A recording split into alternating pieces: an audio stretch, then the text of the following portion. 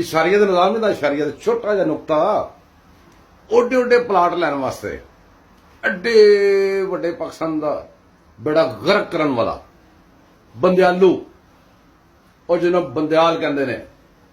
जो पाकिस्तान के बेहतरीन ते सब तो वड्डे ओहदे ते अदालती ओहदे ते बैठ के ते तबाहियां लाने वाला ते बगैरती दे फैसले करने वाला उस बंदे ने, वो बंदा चीफ जस्टिस है, जद के एक्टिंग कर रहे एज ए पंचायतीया, ते कोर्ट नूं बनाया पंचायत खाना, ते खुद बनया मशीर। मशीर किदा बनया, जिहड़ा पाकिस्तान की हर चीज उत्ते हमला करे, अंदरूनी भी ते बरूनी भी। उस बंदे ने कल की किया,